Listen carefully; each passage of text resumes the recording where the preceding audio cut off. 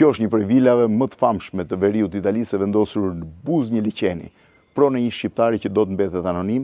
Kjo është pjesa e jashtme, pak në përgjithësi për vilën ju kam treguar, ndërkohë në këtë drejtim hym në hollin e brendshëm të vilës, ku ndodhen 4 po i quaj vazot nda alabastre, ku ka një sër pikturash shumë me vlerë, siç është kjo pikturë e famshme e Berliuk, është e jashtëzakonshme dhe vlerë shumë të madhe, ikona, ndërkohë në këtë pjesë këtej ndodhet shkalla që çon në katin e dytë, ku nuk hym dot sepse është pjesa private, por ku janë 7 piktura të Picassos dhe të Dalis. Ky është Dali, pjesa sipër janë Picasso, ky është një Rodin, këtu kemi sërish një Picasso dhe këtu kemi prap një Picasso. Pra janë disa piktura të Picassos dhe në këtë drejtim shkohet në pjesën e korridorit qendror,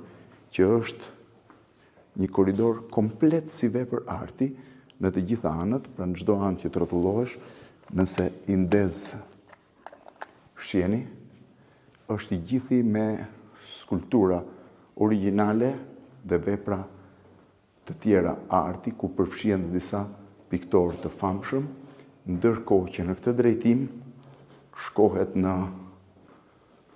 dhomën e punës, pra në studion e pronarit, ndërsa këtu është një gjë shumë e rrallë.